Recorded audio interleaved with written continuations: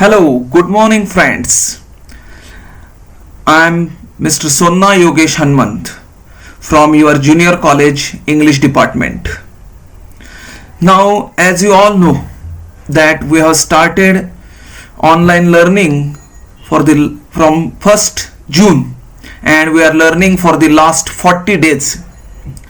Now, I'm talking about English subject.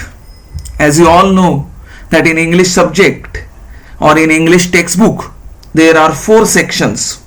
Section 1 is prose, section 2 is poetry, section 3 is writing skill, and last section 4 is related with a type of literature genre, that is novel. You are going to study a new genre of literature, that is novel, in this year. Okay, now already you have studied 2 prose chapters, that is An Astrologer's Day by famous Indian English writer R.K. Narayan, and after that you have studied On Saying Please by Alfred George Gardiner. So I hope you have enjoyed all these 2 chapters, prose chapters. After that you have studied 2 poems also. First poem is Song of the Open Road by Walt Whitman, an American poet. As you all know, he is writing in free verse. Okay. And after that you have studied Indian Weavers written by Sarojini Naidu. Again one more Indian English writer.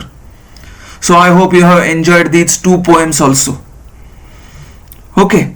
Now after this, in today's lecture or from today, we are going to start with our section 3, that is writing skill. And in writing skill we are going to start with 3.1, that is summary writing. Now what is summary writing? I think this topic is not new for you. You are studying summary writing for so many years, and again we are going to just revise it. So now today I am not going to teach you summary writing, I am just going to revise it. आपण फक्त परत एकदा काय करणार आहे, revise करणार आहे. आता तुम्हाला सगळ्यांना माहिती की आपल्या टेक्स्टबुक मध्ये 12th टेक्स्टबुक मध्ये 4 सेक्शन्स आहेत. First section is prose, you have studied 2 prose, 2 prose झालेले आहेत तुमचे. सेकंड सेक्शन इज पोएट्री, दुसरा सेक्शन कोणता आहे आपला, पोएट्रीचा. You have studied 2 poems, song of the open road and Indian weavers. So now today आज आपण थर्ड सेक्शनला सुरुवात करतोय, रायटिंग स्किल, आणि त्यामधलं फर्स्ट टॉपिक आहे समरी रायटिंग. तर what is summary writing? In Marathi you can call it as सारांश लेखन. But do you know, summary writing, you are not writing this only for getting 4 marks or 3 marks in the exam. तुम्ही फक्त 2 परीक्षेमध्ये 4 किंवा 3 marks मिळवण्यासाठी summary writing नाही वापरत. You are using summary writing in your daily life also. तुम्ही तुमच्या रोजच्या बोलण्यात, जीवनात सुद्धा काय करता, समरी रायटिंग वापरता. I want to give you an example. एक एक्झाम्पल सांगतो. Imagine a situation that if I ask you about your yesterday's routine or yesterday's day, how was your yesterday's day, or what you have done on yesterday, what will be your answer? Just think in your mind. मनात विचार करा बरं, काल आपण काय काय केलं दिवसभर, कालचे how I spent my 24 hours, कालचे 24 तास मी कसे घालवले. What will be your answer? I woke up early in the morning at 6 o'clock. I checked my mobile phone. उठल्याबरोबर पहिलं लक्ष आपलं जातं कशाकडे, मोबाईल फोनकडे. ठीक आहे, I checked my mobile phone. After that I got ready. I have completed my morning rituals. मी सकाळची सगळी कामं पूर्ण केली माझी. And I started Google Classroom at 8 o'clock. बरोबर सकाळी 8 वाजता मी Google Classroom सुरू केलं. I attended all the lectures. सगळे लेक्चर्स अटेंड केली मी. त्यानंतर I have studied all the homeworks और ऑल द टॉपिक्स, जे काही दिलेले टॉपिक्स आहेत त्याचा मी अभ्यास केला. In the afternoon I had my lunch, दुपारी जेवण केलं. After that I went for a walk और I went outside to complete my works. काही कामं असतील तर ते केली पूर्ण. In the I slept for an hour. In the evening again I met my friends और chat with them on my mobile phone. संध्याकाळी मित्रांबरोबर फोनवरती बोललो किंवा जवळपास असेल तर भेटलो. अगेन इन द इव्हिनिंग और in the night I studied, मी परत अभ्यास केला, and I got to bed. This is the summary of your 24 hours. हे तुम्ही मला 24 तासाची समरी किती वेळा सांगितली, थोडक्यात सांगितली. तुमच्यापैकी कोणी मला असं सांगितलं का की sir, I woke up in the morning, I opened my eyes, I look to the left side, right side, मी उठलो, उजवीकडे डावीकडे बघितलं, आय सर्च माय मोबाईल, मी मोबाईल बघितला, त्यानंतर मी उठून 5 पावलं चाललो, उजवीकडे वळालो. असं कोणी मला सांगितलं का? नाही. Because you are giving me summary. तुम्ही जे काही केलं त्याची मला तुम्ही काय सांगत होता? समरी. म्हणजे थोडक्यात काय, तुमचे 24 hours, this is your passage. हा काय असणार आहे? तुमचा पॅसेज आहे. आणि तुम्ही मला जी उत्तरं दिली ना थोडक्यात, की 3 तास I studied for 3 hours, I attended Google classroom, I all this things, हे तुम्ही मला थोडक्यात दिलं. ते तुम्ही मला काय सांगितलं? Main points.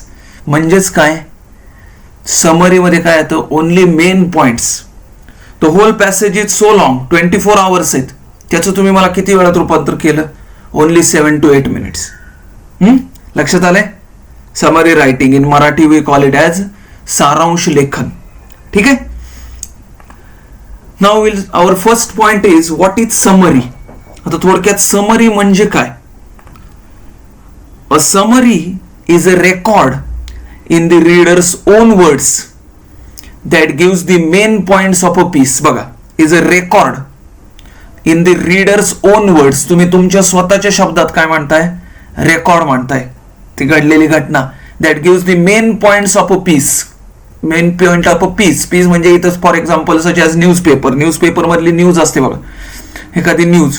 We try to summarise the news. We are not going for the broad news, we try to summarise it. Article, a lecture, a passage.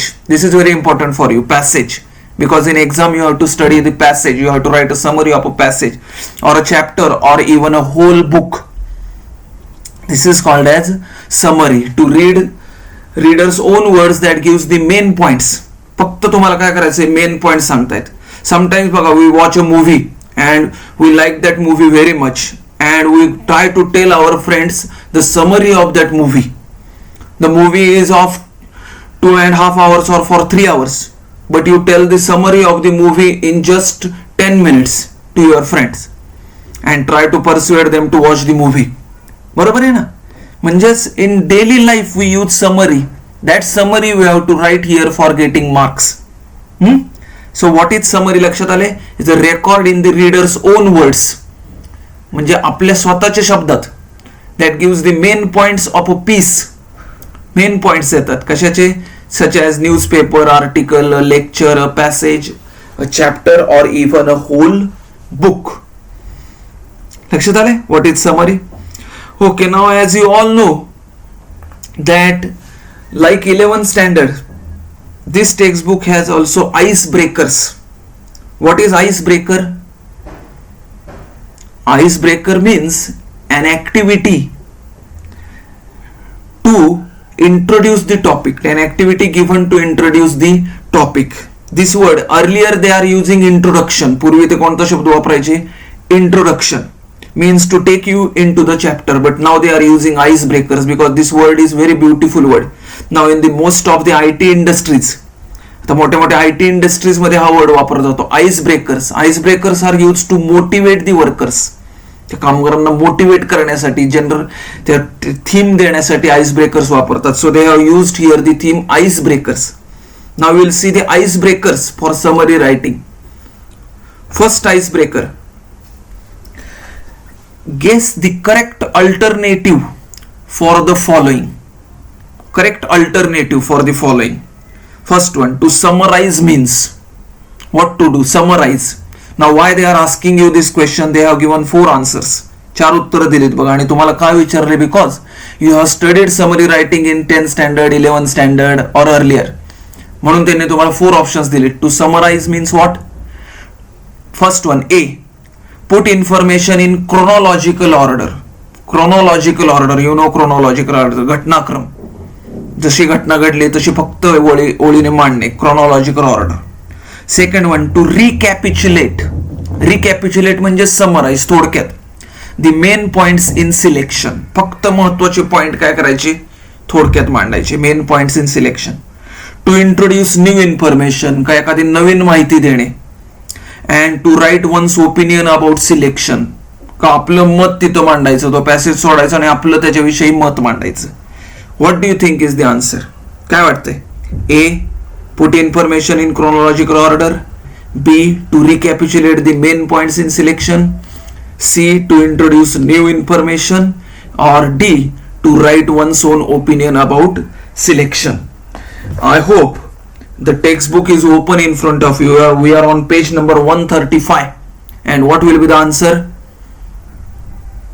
The answer is, as you have guessed correctly, I hope you have guessed correctly. Okay, very good. The answer is to recapitulate the main points in selection, that is B1. To recapitulate main points in selection. Now our second icebreaker question is, the type of summary that consists of a paragraph to express the main idea is. The type of summary, as you or you might know that there are some types of summary. Here they are asking about one summary type. The type of summary that consists of a paragraph. बघा, हा जो प्रकार आहे त्यामध्ये एक paragraph असतो, to express the main idea. त्यामधून फक्त काय समोर येतं? Main idea. आता त्याचे ऑप्शन्स आहेत. Options are outline, report, synopsis और रिटर्न समरी. हे 4 प्रकार आहेत त्याचे. We are going to study this in detail. But now what is the answer?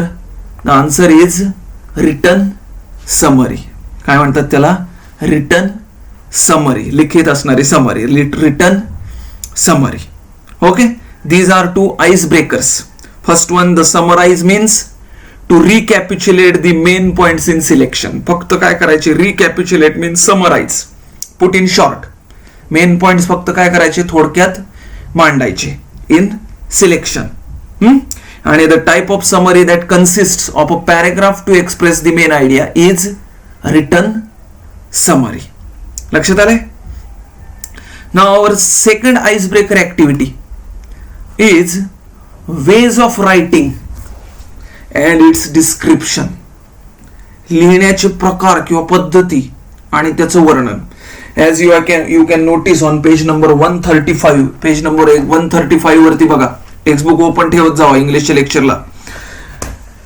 Second activity बघा आइस ब्रेकर मध्ये, there are various ways of incorporating other writers works into your own writing. कधी कधी आपण काय करतो, एखाद्या दुसऱ्या लेखकाचं other writers works into your own writing, कधी कधी आपण त्यांचं लिखाण आपल्या लिखाणामध्ये कन्व्हर्ट करायचा प्रयत्न करतो. म्हणजे त्यांनी ब्रॉडर सेन्स दिलेला आपण थोडक्यात मांडायचा प्रयत्न करतो.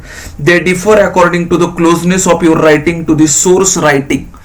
आणि ते मेन जे त्या लेखकांनी लिहिलेलं असतं ते लिहिलेलं आणि आपल्या लिहिलेल्यात फरक येतोच. आपण फक्त थोडक्यात मांडण्याचा प्रयत्न करतो. We try to put their ideas in to condensed matter.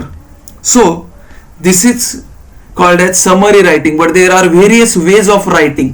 हेच लिहिण्याचे बरेच पद्धती आहेत. Match the ways of writing in brief in column A with their descriptions in column B. आता तुम्हाला पेज नंबर 135 वरती लक्षात येईल की ए आणि बी असे 2 कॉलम्स दिलेले आहेत बघा. आणि ए कॉलम आहे वेज ऑफ रायटिंग आणि बी कॉलम आहे description. Here I have solve the answers for you. इथे मी डायरेक्ट आन्सर्स दिलेले आहेत तुम्हाला. तर फर्स्ट टाइप कोणता आहे? Summarising. What is summarising? The answer is E. B column मधला ई पॉइंट बघा, बी कॉलम मधला E point is it includes main ideas into one's own words. की समरायझिंग म्हणजे काय? मेन आयडियाज, त्या पॅसेज मधल्या ज्या मेन आयडियाज आहेत इनटू वन्स ओन वर्ड्स, त्या आपल्या शब्दामध्ये फक्त काय करायच्या? मांडायच्या. ठीक आहे, समरायझिंग आपला topic. We are going to study this in detail. Paraphrasing. I think you might have studied paraphrase of a poem. Mostly it is for poems असतं बघा, पोएम मध्ये. The answer for paraphrasing is F, last one बघा. It must be identical to the original. बघा, paraphrase आणि summarising मध्ये what is the difference? Main ideas in to own words. आपण समजून घेऊन तो पॅसेज आपल्या शब्दात पण मांडू शकतो. पण पॅराफ्रेझिंगला काय? Identical to the original. Original पासून आपण दूर जाऊ शकत नाही. And match the document word by word. We cannot change the words of the poet. Mainly paraphrasing is poetry.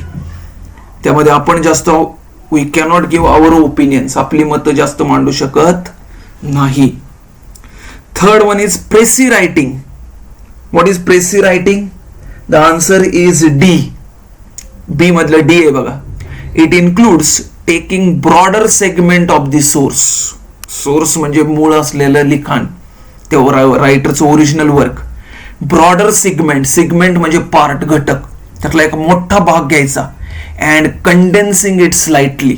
आणि तो काय करायचा? कंडेन्स म्हणजे शॉर्ट, समराइज, थोडक्यात कमी करणे. इट स्लाइटली, पण कसा कमी करायचा आहे तो? स्लाइटली, थोडक्यात कमी करायचा, तो जास्त कमी करायचा नाही. Broader segment of the source and condensing it slightly. This is precis writing. Next one is quoting. What is quoting? Quoting, it includes not just the main idea but every detail expressed clearly and to the point. बघा तुम्हाला प्रत्येक veg of writing मध्ये difference दिसतोय. Coating मध्ये काय? Not just the main idea.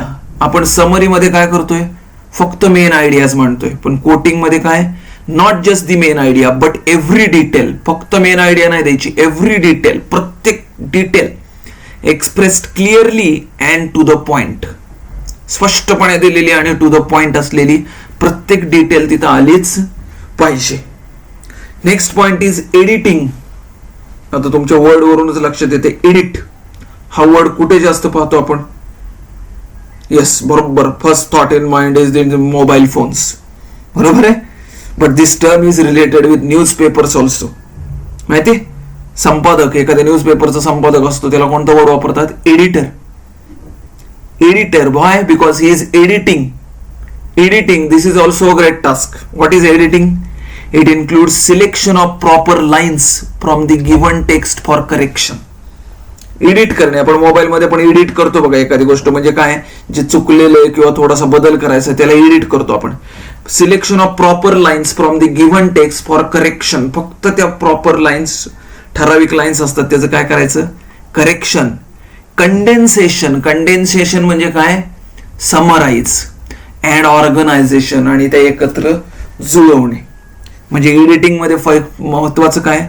Selection of proper lines, ठराविक lines select करायच्या, त्यांचं काय करायचं? करेक्शन, कंडेन्सेशन अँड ऑर्गनायझेशन, हे सगळं येतं. आणि gist, last one is gist. I think you might have studied gist. आपल्याला रॅपिड रिडिंग मध्ये जिस्ट रायटिंग होतं बघा. जिस्ट, जिस्ट म्हणजे थोडक्यात समरीज, पण फरक काय? It includes the most essential part or the crux of the matter. सगळ्यात महत्वाचा घटक, most essential part or crux. Crux म्हणजे मोस्ट इम्पॉर्टंट, अत्यंत महत्वाचा घटक, crux of the matter. This is gist writing. लक्षात आलंय? These are 6 ways of writing.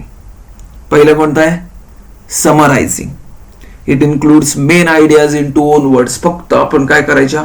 Main ideas in to own words, आपल्या शब्दात मांडल्या जातात. Paraphrasing, identical to the original, giving original sense, not keeping anything back from the original, word by word.